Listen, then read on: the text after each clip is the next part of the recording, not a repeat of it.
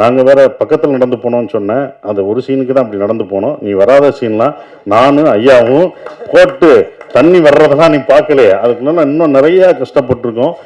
மு. ராமசாமி ஐயாவும் நாங்களும் அவ்வளோ இது பண்ணுவோம், கஷ்டப்படுறோம். நீங்கள் எப்படி இன்றைக்கி என்ன பண்ண போகிறாங்கன்னு பேசுவீங்கள்ல, நானும் ராமசாமி, மு. ராமசாமி அவர் வந்து ஒரு ஈழத்தை நேசிக்கக்கூடிய ஒருத்தர்.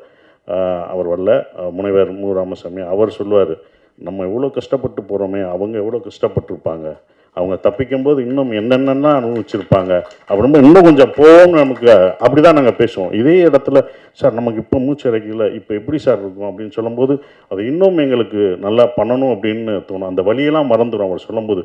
அவங்க பட்டதோட அதெல்லாம் ஒரு வழியா, ஏன்னா ஒரு ரியல் இன்சிடென்ட், அவங்க எப்படி தப்பிச்சிருப்பாங்க, எப்படி போயிருப்பாங்கன்னு ஒன்று இருக்குது. அதை விட இது வழியாக எங்களுக்கு தெரியலை.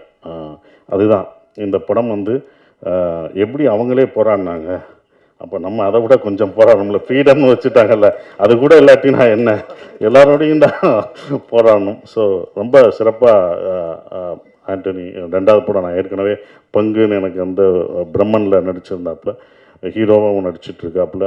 ஸோ சூப்பரான ஒரு விஷயமா இருந்தது.